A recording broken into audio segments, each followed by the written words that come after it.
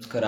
ಈ ವಿಡಿಯೋದಲ್ಲಿ ನಾನೇನು ಎಕ್ಸ್ಪ್ಲೇನ್ ಮಾಡ್ತೀನಿ ಅಂತಂದ್ರೆ ಕಂಪನಿ ಫ್ಯೂಚರ್ಸ್ ಬಗ್ಗೆ ನಾನು ಈ ವಿಡಿಯೋದಲ್ಲಿ ಎಕ್ಸ್ಪ್ಲೇನ್ ಮಾಡಿ. ಇನ್ನೂ ಯಾರು ಚಾನಲ್ಗೆ ಸಬ್ಸ್ಕ್ರೈಬ್ ಮಾಡಿಲ್ಲ ಅಂತಂದ್ರೆ ದಯವಿಟ್ಟು ಸಬ್ಸ್ಕ್ರೈಬ್ ಮಾಡಿ, ಹಾಗೆ ಬೆಲ್ಲೈಕನ್ನ ಪ್ರೆಸ್ ಮಾಡಿ. ನೀವು ಸಬ್ಸ್ಕ್ರೈಬ್ ಮಾಡೋದ್ರಿಂದ ನಾನು ಬೇರೆ ಬೇರೆ ವಿಡಿಯೋಸ್ನ ಬಗ್ಗೆ ನಾನು ಅರ್ಥ ಮಾಡ್ಕೊಂಡು ನಾನು ನಿಮಗೆ ಅರ್ಥ ಮಾಡ್ತೀನಿ. ಮತ್ತೆ ನೀವು ಜಾಸ್ತಿ ಏನಾದರೂ ರೆಸ್ಪಾನ್ಸ್ ಏನಾದರೂ ಬಂದ್ರೆ, ನನಗೆ ಜಾಸ್ತಿ ಸಬ್ಸ್ಕ್ರೈಬರ್ಸ್ ಏನಾದರೂ ಆದ್ರೆ ನಾನು ಏನು ಮಾಡಬೇಕು ಅನ್ಕೊಂಡಿದ್ದೀನಿ ಅಂದ್ರೆ ಟ್ರೇಡಿಂಗ್ ಬಗ್ಗೆನೂ ಕೂಡ ಚಾನಲಲ್ಲಿ ನಾನು ವಿಡಿಯೋಸ್ನ ಅಪ್ಲೋಡ್ ಮಾಡೋಣ ಅನ್ಕೊಂಡಿದ್ದೀನಿ. ಯಾಕಂದ್ರೆ ಅದು ಟ್ರೇಡಿಂಗ್ ಬಗ್ಗೆನೇ ಫುಲ್ ಎಲ್ಲ ಇಂಗ್ಲೀಷಲ್ಲಿ ಇದೆ, ಹಿಂದಿಲಿದೆ, ಕನ್ನಡದಲ್ಲೂ ಕೂಡ ಹಲವು ಕಂಟೆಂಟ್ ಕ್ರಿಯೇಟರ್ ಕೂಡ ಮಾಡೋರು. ಅದೇ ರೀತಿ ನಾನು ಟ್ರೇಡಿಂಗ್ ಬಗ್ಗೆ ಎಲ್ಲ ಪಿನ್ ಟು ಪಾಯಿಂಟ್ ನಾನು ನಿಮ್ಗೆ ಹೇಳಬೇಕು ಅನ್ಕೊಂಡಿದ್ದೀನಿ. ನೀವೇನಾದ್ರೂ ಜಾಸ್ತಿ ನನಗೆ ಸಪೋರ್ಟ್ ಮಾಡಿದ್ರೆ ನಾನು ಪರ್ಫೆಕ್ಟ್ಲಿ ನಾನು ನಿಮ್ಗೆ ಹೇಳ್ಕೊಡ್ತೀನಿ. ಅದು ಕನ್ನಡದಲ್ಲಿ ನಾನು ಹೇಳ್ಕೊಡ್ತೀನಿ. ಜಾಸ್ತಿ ಟೈಮ್ ವೇಸ್ಟ್ ಮಾಡಿದೆ ಈ ವಿಡಿಯೋಗೆ ಎಂಟರ್ ಆಗೋಣ ಬನ್ನಿ. ಈ ವಿಡಿಯೋದಲ್ಲಿ ನಾನು ನಿಮ್ಗೆ ಎಕ್ಸ್ಪ್ಲೇನ್ ಮಾಡ್ತೀನಿ ಅಂತಂದ್ರೆ ಫ್ಯೂಚರ್ಸ್ ಆಫ್ ಕಂಪನಿ ಬಗ್ಗೆ ನಾನು ಎಕ್ಸ್ಪ್ಲೇನ್ ಮಾಡಿ. ಇಲ್ಲಿ ನಾನು ಹಿಂದೆ ವಿಡಿಯೋದಲ್ಲಿ ಕಂಪನಿ ಫೀಚರ್ಸ್ ಬಗ್ಗೆ ಎಕ್ಸ್ಪ್ಲೇನ್ ಮಾಡಿಲ್ಲ, ಕಂಪನಿ ಅಂದ್ರೆ ಏನು ಅಂತ ಎಕ್ಸ್ಪ್ಲೇನ್ ಮಾಡಿದೆ. ಮೊದಲು ಆ ವಿಡಿಯೋ ನೋಡ್ಕೊಂಡು ಆಮೇಲೆ ಈ ವಿಡಿಯೋ ನೋಡಕ್ ಬನ್ನಿ. ಈ ವಿಡಿಯೋದಲ್ಲಿ ನಾನು ಎಕ್ಸ್ಪ್ಲೇನ್ ಮಾಡ್ತೀನಿ ಅಂದ್ರೆ ಫ್ಯೂಚರ್ಸ್ ಆಫ್ ಕಂಪನಿ ಬಗ್ಗೆ ನಾನು ಎಕ್ಸ್ಪ್ಲೇನ್ ಮಾಡಿ. ಮೊದಲನೇ ಫ್ಯೂಚರ್ ಯಾವ್ದಪ್ಪ? Separate legal entity. ಈ ಸಪರೇಟ್ ಲೀಗಲ್ ಎಂಟಿಟಿ ಅಂದ್ರೆ ಏನು ಅಂತಂದ್ರೆ, ಈಗ ಒಂದು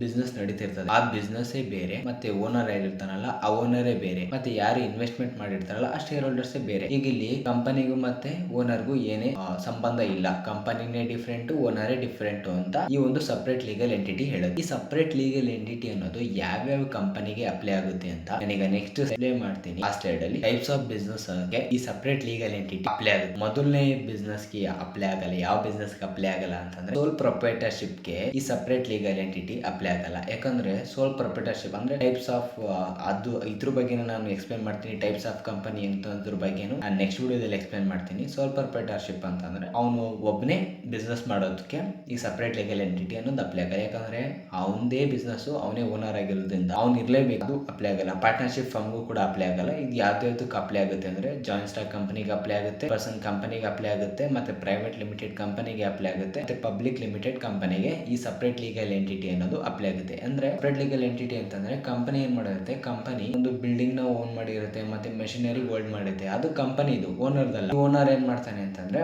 ಓನರೇ ಸಪರೇಟ್, ಆದ್ರೆ ಕಂಪನಿನೇ ಸಪರೇಟ್. ಈಗ ಓನರ್ ಏನಾದ್ರು ಅವನ್ ಪರ್ಸನಲ್ ಏನಾದ್ರು ಲೋನ್ ಏನಾದ್ರು ತಗೊಂಡಿದ್ರೆ ಅದು ಕಂಪನಿ ಅಸೆಟ್ಸ್ ನ ಸೆಲ್ ಮಾಡಿ ಅವನ ಆ ಲೋನ್ ತೀರ್ಸಕ್ ಆಗಲ್ಲ. ಅದು ಕಂಪನಿನೇ ಸಪರೇಟ್, ಓನರೇ ಸಪರೇಟ್. ಕಂಪನಿ ಏನಾಗಿದೆ ಅಂತಂದ್ರೆ ಒಂದು ಲಾ ಪ್ರಕಾರದಿಂದ ಕಂಪನಿ ಏನಾಗಿದೆ ಕ್ರಿಯೇಟ್ ಆಗಿದೆ, ಅದಕ್ಕೋಸ್ಕರ ಕಂಪನಿನೇ ಸಪರೇಟ್, ಓನರೇ ಸಪರೇಟ್. ಇದು ಮೊದಲನೇ ಪಾಯಿಂಟ್, ಸಪರೇಟ್ ಲೀಗಲ್ ಎಂಟಿಟಿ. ಈಗ ಎರಡನೇ ಪಾಯಿಂಟ್ ನೋಡೋಣ. ಎರಡನೇದೇನಪ್ಪಾ ಅಂತಂದ್ರೆ ಆರ್ಟಿಫಿಷಿಯಲ್ ಪರ್ಸನ್ ಅಂತ. Company is created by the law and act through its director and company. ಅಂದ್ರೆ ಆರ್ಟಿಫಿಷಿಯಲ್ ಪರ್ಸನ್ ಅಂತಂದ್ರೆ ಒಂದು ಕಂಪನಿ ಏನಾಗಿದೆ ಅಂತಂದ್ರೆ ಕ್ರಿಯೇಟ್ ಮಾಡಿರೋದು ಒಬ್ಬ ಪರ್ಸನ್. ಅದು ಯಾವ ತರ ಆಗಿದೆ ಅಂತಂದ್ರೆ ಒಂದು ಲಾ ಪ್ರಕಾರದಿಂದ, ಕಂಪನೀಸ್ ಆಕ್ಟ್ 2013 ಪ್ರಕಾರದಿಂದ ಕಂಪನಿ ಕ್ರಿಯೇಟ್ ಆಗಿದೆ. ಆದ್ರೆ ಕಂಪನಿಗೆ ಏನ್ ಬೇಕು ಅಂತಂದ್ರೆ ನ್ಯಾಚುರಲ್ ಪರ್ಸನ್ಸ್ ಆಗಿರ್ಬೋದು, ಎಂಪ್ಲಾಯ್ಸ್ ಬೇಕು ಅದು ರನ್ ಆಗೋದಕ್ಕೆ. Created by the artificial person ಆಗಿದ್ರು, ಮತ್ತೆ ಕಂಪನಿ ಲಾ ಪ್ರಕಾರದಿಂದ ಕ್ರಿಯೇಟ್ ಆಗಿದ್ರು, ರನ್ ಮಾಡೋದಕ್ಕೆ ಒಬ್ಬ ಪರ್ಸನ್ ಬೇಕು ಅಂತ ಹೇಳ್ತಾರೆ. ಇಲ್ಲಿ ಎಕ್ಸಾಂಪಲ್ ನೋಡಬಹುದು, a company can open a bank account, own property and enter into contract but it act through its director. ಅಂತಂದ್ರೆ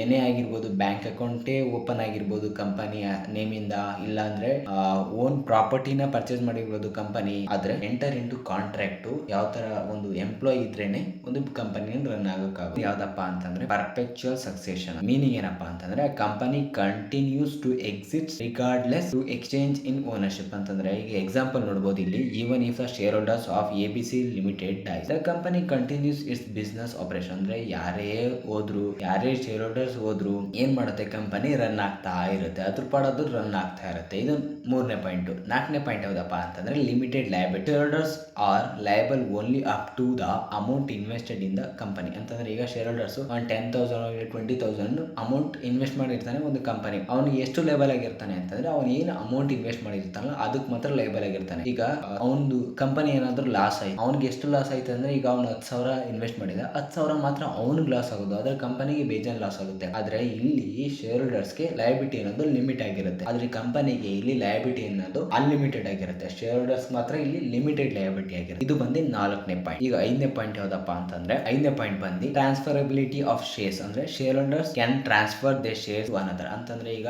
ಕಂಪನಿ ಶೇರ್ ಹೋಲ್ಡರ್ಸ್ ಇರ್ತಾರಲ್ಲ, ಯಾವುದೇ ಕಂಪನಿ ಶೇರ್ ಹೋಲ್ಡರ್ಸ್ ಆಗಿರ್ಬೋದು, ಅವ್ರು ಏನ್ ಮಾಡಬಹುದು, ನಾನು ಒನ್ ಪರ್ಸನ್ ಇಂದ ಅನದರ್ ಪರ್ಸನ್ ಗೆ ಟ್ರಾನ್ಸ್ಫರ್ ಮಾಡಬಹುದು ಈಸಿಯಾಗಿ ಯೂಸಿಂಗ್ ಆನ್ಲೈನ್ ಪ್ಲಾಟ್ಫಾರ್ಮ್ಸ್ ಅಂತ ಯೂಸ್ ಮಾಡಿಕೊಂಡು ಅವರು ಒನ್ ಪರ್ಸನ್ ಇಂದ ಅನದರ್ ಪರ್ಸನ್ ಗೆ ಈಸಿಯಾಗಿ ಟ್ರಾನ್ಸ್ಫರ್ ಮಾಡೋದು. ಇದು ಬಂದು ಕಂಪನಿ ಫೀಚರ್ಸ್ ಅಂಡರ್ ಬರುತ್ತೆ. ಮತ್ತೆ ಆರನೇದು ಯಾವ್ದಪ್ಪ ಅಂತಂದ್ರೆ ಕಾಮನ್ ಸೀಲ್ ಅಂತ. Common seal act as a official signature of the company ಅಂತಂದ್ರೆ important legal documents may carry the company seal to show official approval ಅಂತಂದ್ರೆ ಯಾವ್ದಾದ್ರು ಇಂಪಾರ್ಟೆಂಟ್ ಡಾಕ್ಯುಮೆಂಟ್ ಇರುತ್ತೆ ಅಂದ್ರೆ ಅದು ಕಂಪನಿಗೆ ಇಂಪಾರ್ಟೆಂಟ್ ಡಾಕ್ಯುಮೆಂಟ್. ಆ ಡಾಕ್ಯುಮೆಂಟ್ ಅಲ್ಲಿ ಏನಿರುತ್ತೆ ಅಂತಂದ್ರೆ ಕಂಪನಿ ಸೀಲ್ ಆಗಿರ್ಬೋದು, ಕಂಪನಿ ಸಿಗ್ನೇಚರ್ ಆಗಿರ್ಬೋದು ಇರುತ್ತೆ. ಕ್ಯಾರಿಂಗ್ ಕಂಪನಿ ಅಪ್ರೂವಲ್ ಅಂದ್ರೆ ಕಂಪನಿ ಸೀಲು ಮತ್ತೆ ಸಿಗ್ನೇಚರ್ ಇದ್ರೆ ಏನು ಅಂತ ಅರ್ಥ ಅಂತಂದ್ರೆ ಕಂಪನಿ ಕಡೆಯಿಂದ ಆ ಲೆಟರ್ ಗೆ ಅಪ್ರೂವಲ್ ಇದೆ ಅಂತ. ಇದು ಕಂಪನಿ ಸೀಲ್ ಅಂತಂದ್ರೆ. ಇನ್ನು ಇದೆ ಫೀಚರ್ಸ್. ಇಷ್ಟು ನಾನು ಮೇಜರ್ ಫೀಚರ್ಸ್ ಆಗಿ ಕನ್ಸಿಡರ್ ಮಾಡಿ ನಾನು ಇಷ್ಟು ಎಕ್ಸ್ಪ್ಲೈನ್ ಮಾಡಿದ್ದೀನಿ. ನೆಕ್ಸ್ಟ್ ವಿಡಿಯೋದಲ್ಲಿ ನಾನು ಟೈಪ್ಸ್ ಆಫ್ ಕಂಪನಿ ಬಗ್ಗೆ ನಾನು ಎಕ್ಸ್ಪ್ಲೈನ್ ಮಾಡ್ತೀನಿ. ಇಲ್ಲಿವರೆಗೂ ನೋಡಿದ್ಕೆ thank you guys. Thank you for watching.